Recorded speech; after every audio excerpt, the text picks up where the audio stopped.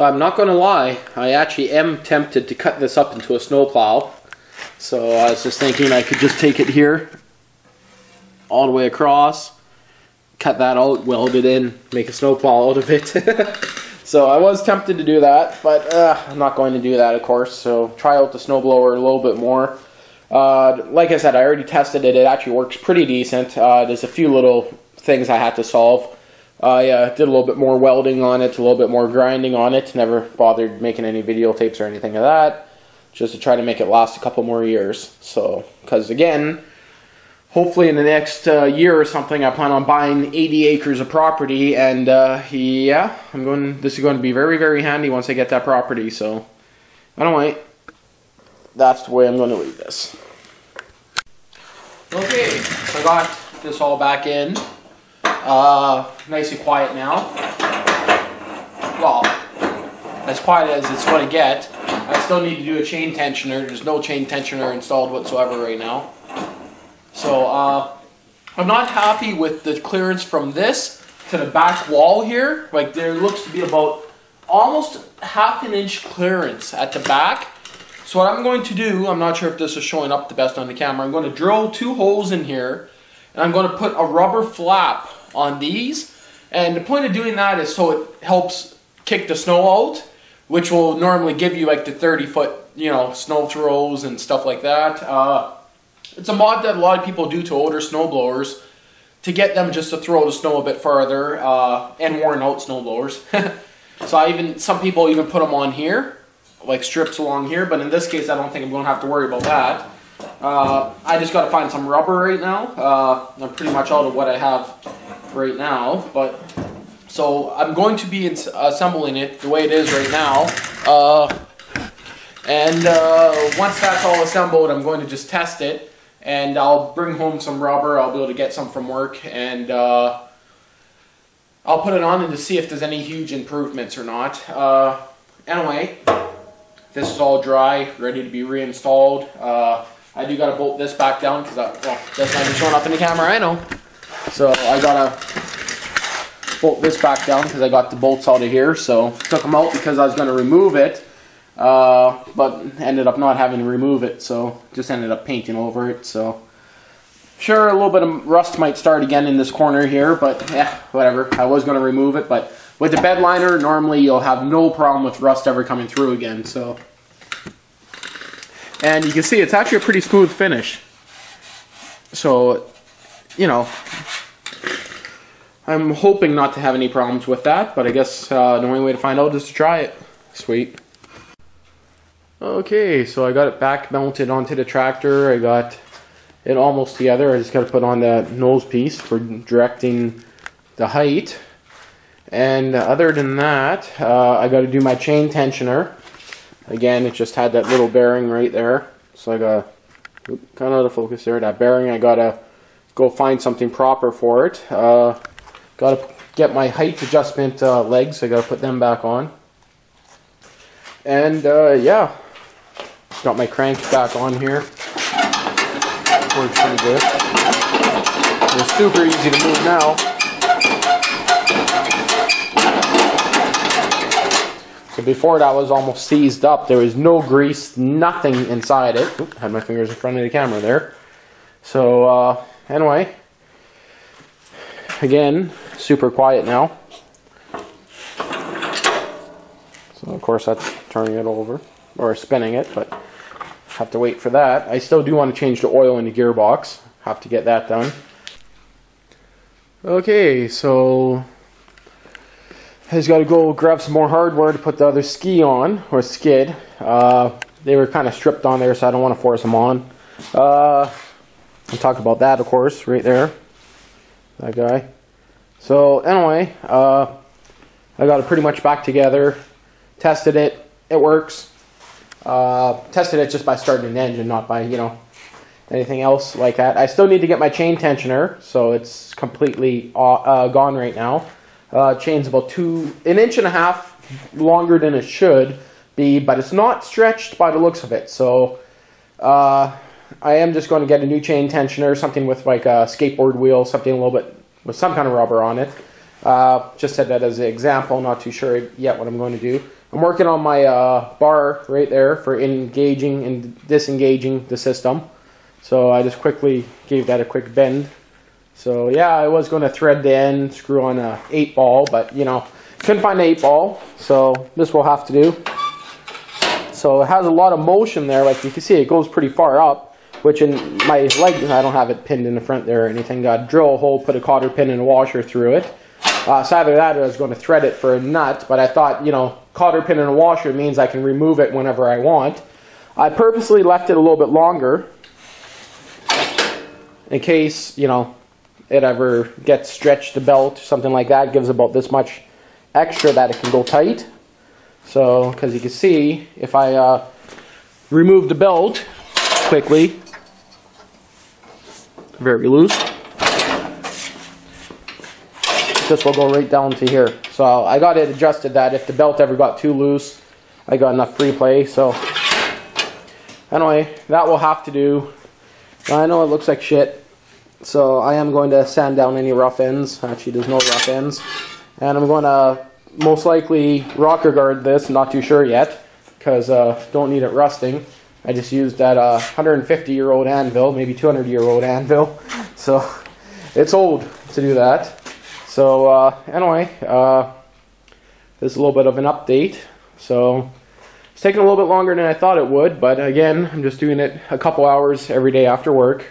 I got the crank working great, so no binding whatsoever. And even in the lowest position,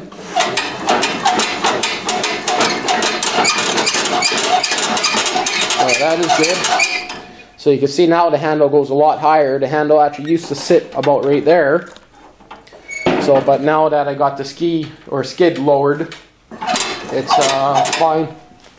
Anyway, so yeah, just kind of thought I'd make a little bit more of an update. And once I get it together, I'm going to bring it out to Marchand and test it on like a 500-foot long driveway. So be a little bit fun. Okay, so I just got back from Princess Auto, picked up myself a idler sprocket. So that's where the old one used to go, which is just a little tiny bearing like this, which I'm guessing the actual sprocket probably came flying off it, because you see the bearing's removable on the sprocket. So that's the old one. I'm going to upgrade it to this big sucker right here. So I'm going to pretty much mount that right there. So away from there, make sure it clears this. And I'm going to drill a big hole and just use one of these suckers right here to hold it. So a couple spacers, a nut, lock nut. Yeah, it's a little bit overkill, but it shouldn't go anywhere. So basically I'm going to have to drill the hole right here.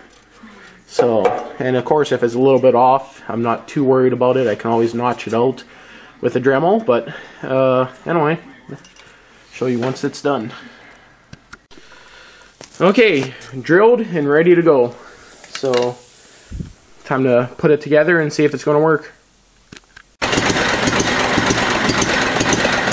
Okay, so I got her in here. Everything's clears it perfectly. You can see the sprocket's a little bit over to the left a little bit more than I like, but it's not pushing on the side of this. You can see the chain is still loose here, so it's going to be fine. Disengage it here. Might stall its idling pretty low. You can see it's pretty quiet now.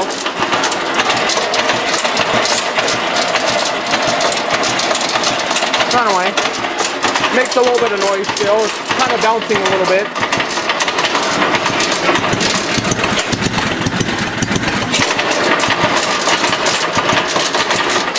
Still got something that's vibrating a little bit in there, but of course it's you know, just free spinning. So I'll shut this off.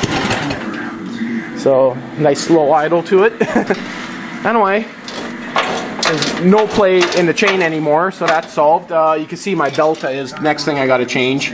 So the belt is pretty much destroyed because the old owner, or original owner, who knows when, had it installed improperly. I still got to tighten this up here with some different washers, a different spacer on that end. I might just push it, cut it, and drill a new pin in it, so this is tighter here, not too sure yet. Anyway, got to get some oil and grease, or I guess I'll get some chain lube on there, and Of course, this is all lubed up internally when I had it all apart. Still deciding what I want to put on here. So either I gotta decide what kind of lube I want to use on there. Dry, it seems to be good now, but just wait until it gets full of ice. Anyway, gotta install my last skid, which is right here. And then it's done. Sweet. Okay, so as you can see, the snowblower is completely finished.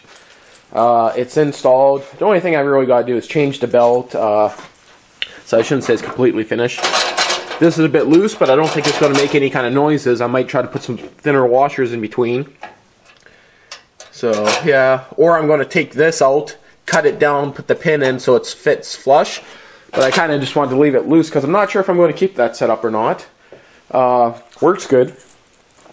So anyway, I did quite a bit of cold starting, stuff like that in the garage here. So I'm going to, I guess I'm going to put it on the charger for a couple hours, maybe till noon. Well, that's like 3 hours away, 4 hours away. And then I'm going to drive it outside, let it sit outside overnight, even though it's minus 20 Celsius right now. Which I have no idea what that works out in Fahrenheit. Maybe minus 15, I don't know, or 10, I don't know. Anyway, you'd have to look it up. So I'm going to bring it outside, let it sit outside overnight. The reason why I'm doing this is I want to see if this thing's going to start in cold weather. The last time I started it, I think it was only minus 5 if I remember right, when I brought it in the garage. So we got some pretty cold weather real quick. And yeah, so also I could try out the snowblower. It's nice and tight now, so shouldn't have any issues, I'm hoping, with it. Got the chain all lubed up nicely. Still not too sure if I'm going to put any kind of lube on there. It turns super easy now, so I'll probably leave that the way it is. And of course, fully bed lined. Very nice. Okay, so I just plugged her into the charger. For the hell of it, I'm going to try a dirty, I don't know, warm start. What's the temperature in here? It is, I don't know, looks like to be about 17, 18. So that's how hot we keep it in the garage here. So anyway, it only been on the charger for a few seconds, like literally I just put it on the charger. I'm actually going to try it with the throttle completely off and full choke. Let's see what happens.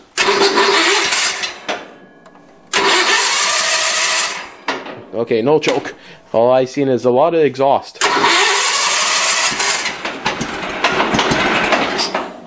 Yep.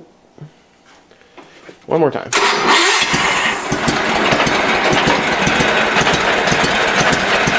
Listen to that slow idle, eh?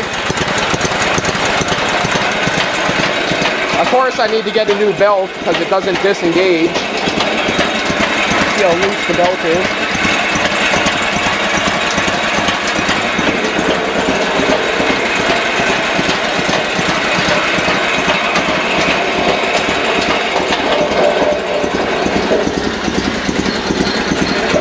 You can see why I need a new belt. I know this is stupid to use my foot, but it's, you know. You can see this belt here, how wide it is. It's been melted, so it's too wide. That's why it's gripping, so. Which makes it a bit harder to start because it has to turn it over, so. Anyway. Hot. And hot. Just double checking that it's running on both cylinders. Anyway, today I might go buy a new belt because it doesn't disengage properly. Give it one good. I bet you this will stall because it's cold. Nope.